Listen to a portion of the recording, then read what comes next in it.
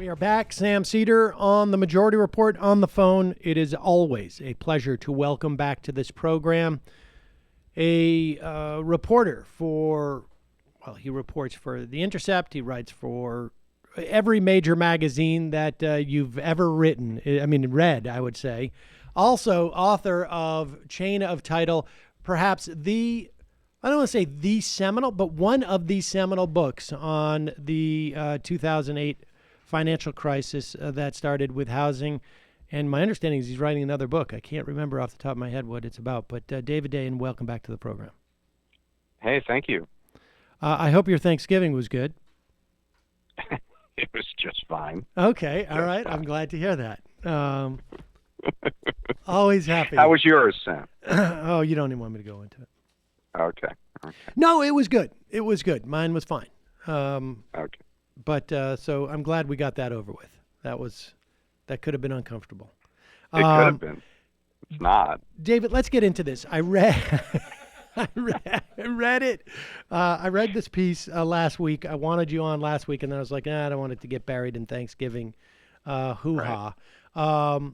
You wrote this piece in The Intercept. I find it fascinating because so much of politics is reduced to who are we going to elect to office. And there are two other major elements. One, from the perspective of citizens, we should be doing activism to get our elected representatives to do what we want them to do, in addition to building communities, et cetera, et cetera. The other is, what are these electives doing on the inside?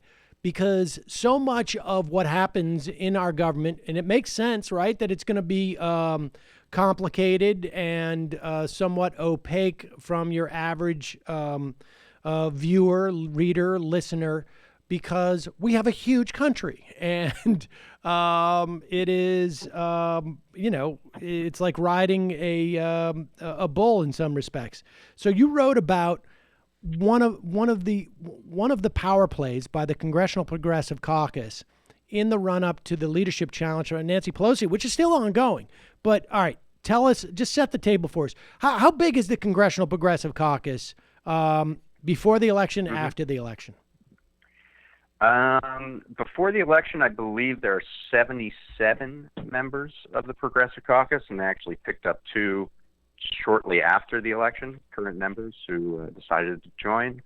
After the election, I mean, this is kind of an interesting question because I think the membership is going to be more based, it's going to mean something a little more in this incoming Congress than it may have in past Congresses. I mean, you literally have a handful of members who are members of the Progressive Caucus and the New Democrats, which are the centrist sort of rival to the Progressive Caucus.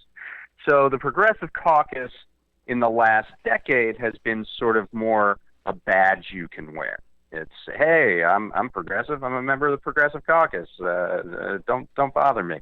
Now it's going to mean something a little more directly, I feel, and in my discussions with people in the know about this, it's going to mean that your votes are going to have to be a certain way. It's going to mean that you're going to have to provide a little more support for certain positions. So they think when that all shakes out, even though there are about 20 incoming members that are likely to join, there are probably going to be some drop-offs from members who want to sort of say they're progressive but don't want to really be voting in a manner consistent with the Progressive Caucus. So, all right, well, how does that? What's the mechanism? What's that? So what's that mechanism? So Mark Pocan, right. Pramila Jayapal, others in the leadership. What's the mechanism for enforcing that? I mean, I think it's the same as the mechanism for enforcing sort of the Freedom Caucus. I mean, you vote our way or we don't support you in your election. And considering that a Progressive Caucus member, Mike Capuano, lost his election to an up-and-coming member, Ayanna Pressley, and others seemingly would be on the radar in this next Congress, I think that's a somewhat credible threat. So, there's going to be a bit of a shakeout, but bottom line is about 40% of the caucus is Progressive Caucus. 40% of House Democrats are going to be in the Progressive Caucus in the new congressional term. Okay, so 40%, that's a pretty big, if they are voting. Big number. It's a big number, and it's an important number if they're voting as a block, right? I mean, if they are, and presumably, right, they're coming up with at least, maybe they don't write it down, or maybe they do, but with basically a scoring mechanism.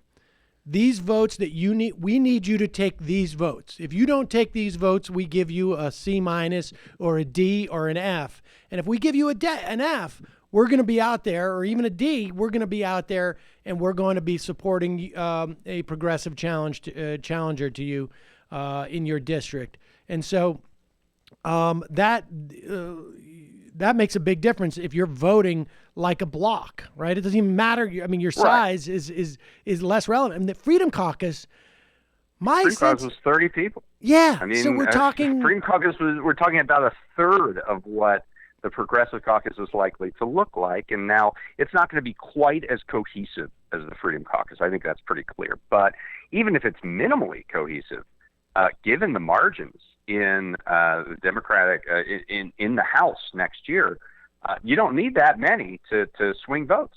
Right. Okay. So Progressive Caucus is anew. And so what was their first sort of like, I don't know if it was their first, but it feels like it was their first real exercise of this, I don't want to say authority, but this power. Yeah, this was a definite power play. So, we have this leadership sort of battle with Nancy Pelosi. Nancy Pelosi needs not only a majority of Democrats in the House to vote for her this week to be their nominee for Speaker, but on the floor, because of the way it's structured, she needs a majority of all members in order to get the Speaker nod, which means she needs virtually every Democrat to vote for her on the floor in order to become Speaker. And that gives members some power to dictate terms. And the Progressive Caucus knew this, sought this, had a meeting with Pelosi where they said, hey, look, we're 40% of this caucus. However, we don't get 40% of the seats, particularly on key committees. And 4 of them are domestic, and then 1 of them is separate, and we'll talk about them separately. But the 4 domestic policy committees through which virtually all domestic legislation runs, we're talking about the Appropriations Committee, which sets the funding and appropriates money. We're talking about the Ways and Means Committee, which is mainly tax policy and trade. We're talking about the Energy and Commerce Committee, where healthcare legislation and climate legislation would go through. And we're talking about the Financial Services Committee, which is financial regulation and housing policy and all sorts of other things. So those 4 committees, and then separately the Intelligence Committee, which only has 1 Progressive Caucus member out of its 9. The other 4 are all under that 40% marker. And the Progressive Caucus said, we want 40% representation. We want proportional representation on all of these committees. And Pelosi said, yes, you can get that. We will restructure so that you get that committee proportional representation.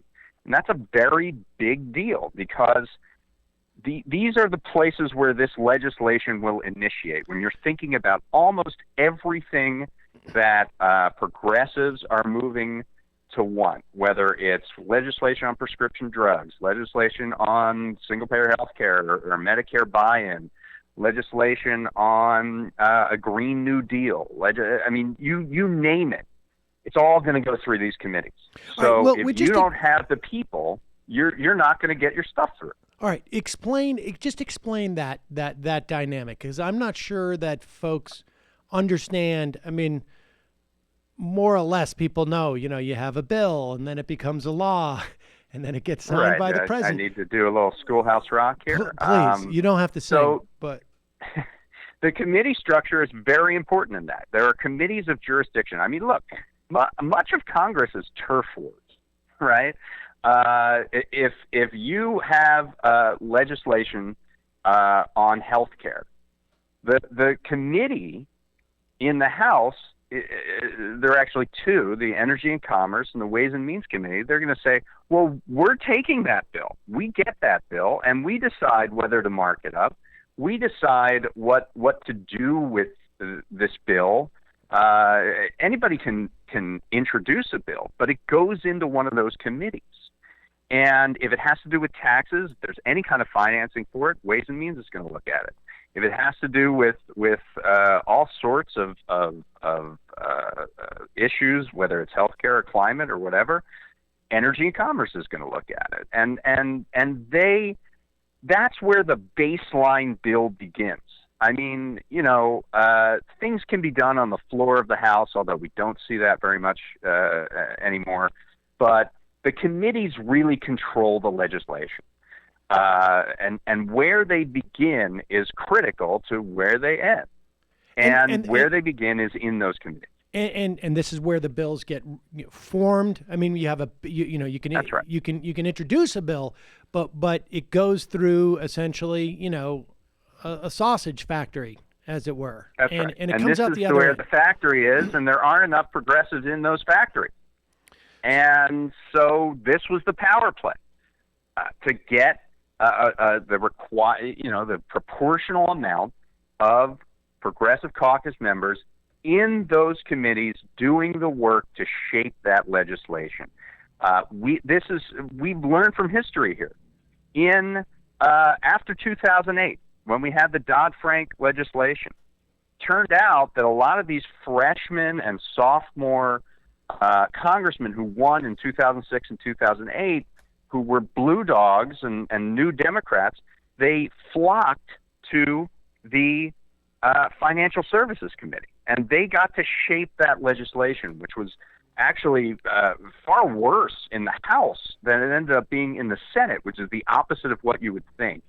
Because the Senate is, people who senators come from states, supposed to be more moderate.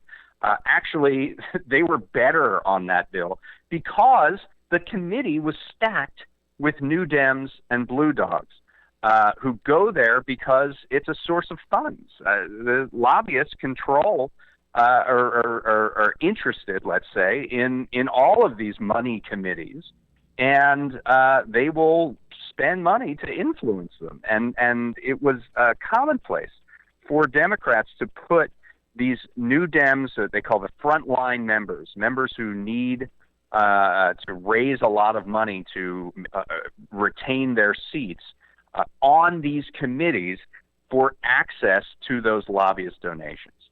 So that we know that affected Dodd-Frank. We know that made Dodd-Frank worse.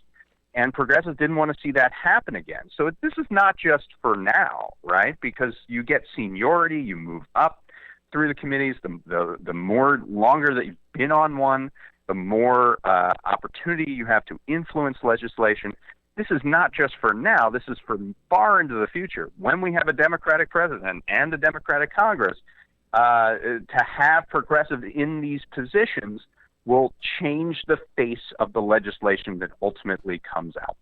And people should understand this dynamic. It works. I mean, the idea that these new Dem types, right, would flock to these committees that control the money, and then moneyed interests will bankroll their reelection campaigns and presumably in some instances spend against any opponents and whatnot. There's also a flip side to this in that, like, these committees are not that sexy from a progressive standpoint in attracting the same money because, the whole point is that Wells Fargo is not going to see, let's just use her as an example, AOC on the Financial Services Committee and go like, oh, this is going to be we're going to shower her with cash, right? This is not going to happen. Meanwhile, I guess I don't know, the Greenpeace, I don't know how big their lobby is. There's something, but the Greenpeace, to the extent that they can get their members to vote for somebody, is not going to vote for somebody who's on the financial services. They're going to do it for somebody who's presumably on a climate change committee. Right, like the new one that AOC is trying to set up. The money quote on this is something that Alex Lawson, who's been working on this project, he's a guy with Social Security Works, but he's been working sort of in a sort of freelance capacity on this committee assignment situation. Here's what he said to me. He said, progressives come into Congress wanting to change the world, and new Democrats come into Congress wanting to be on the Ways and Means Committee. Like, they're very targeted in what they know they can do to really influence what gets done in Washington.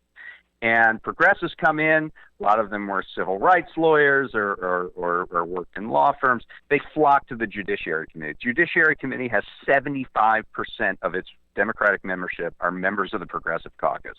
It's almost like everybody hangs with their people. It's easier to get things done on the Judiciary Committee if all of the members, or practically all of them, are progressives. It's easier to get things done on the other committees if a majority of the members are new Dems. And so it's almost like the Jets and the Sharks. They got to keep to themselves. And progressives have not really told that story of the importance of these committees maybe until now. And the problem that they're running into is twofold. So the first problem is what you just described. It's just not sexy to talk about derivatives regulation or overnight repo agreements. It's not what progressive members of Congress sort of feel that they came into Congress to do necessarily. And so it's hard to get new members excited about being on these committees. And so the only other reserve there are existing members and getting them to shift committees so that you can get to this 40% level. And that becomes hard because of the seniority factor. So if you spent 10 years on the Transportation and Infrastructure Committee and you're seeing this incoming Congress and the sort of remote but possibility of an infrastructure bill coming in, why would you want to switch off that committee to start over, essentially, on the Ways and Means Committee, where you don't have seniority and you don't have as much ability to affect the ultimate outcome as you would as a somewhat senior member on a different committee? So you get into that, and then there are other sort of political factors. Regional diversity plays a role in this. They don't want multiple members from the same state or the same region on one committee. You need sort of a sponsor within the committee if you want to switch or join it to sort of be your guide to make sure you can get onto it and get past the chairman or chairwoman. Let's just talk about that for 1 second. The sponsor. I mean, just tease that out for us, because it seems to me that you've got a problem if there is guess presumably, right, there's a member of the Progressive Caucus on all of these committee who could theoretically be the sponsor. That's correct. Okay, so what But the question is what influence they have, what is their relationship with the chair of that committee, and how does this all end up working out? It's like a Tetris situation to slot all these people in the right place. It's like a giant seating chart for your wedding, but tons of people can't sit next to each other. So how do you do it? And how aggressive are those existing members going to be in helping get new members on? Now, we know that the new Democrats do this as a matter of routine. We learned in the course of our reporting that Josh Gottheimer, who's a second-term Democrat centrist member of the Problem Solvers Caucus. I was going to ask you about them. I think he's the co-chair of it, actually. That Gottheimer is being that sponsor. He's actually going out and recruiting people to be on the Financial Services Committee. The Financial Services sector did yeoman work in spending money to get him elected in 2016. He beat Scott Garrett out in New Jersey, who was a pretty right-wing guy. But and Gottheimer has voted pretty reliably with the financial services sector throughout his first term, and going into his second term, he's trying to get more people who think like him onto the committee. So you have, in addition to what the Progressive Caucus is trying to do, the New Democrats are doing what they always do, which is try to maximize their power on these money committees to really influence the inside of legislation. And so how is it going? I mean, first of all, who cut the deal with Pelosi? I mean, so that's Pocan and Jayapal had the meeting where they agreed to increase the membership of the Progressive Caucus on these committees.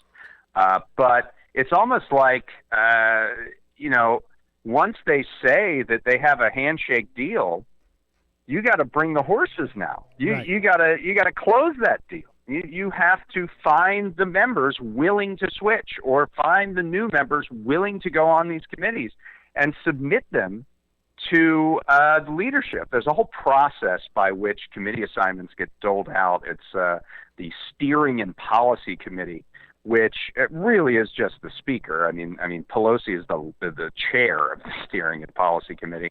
And when you're talking about the Intelligence Committee, Pelosi actually doesn't even go through that. She appoints members herself. So it's really about bringing that package over to the leadership and saying this is who we have willing to do it.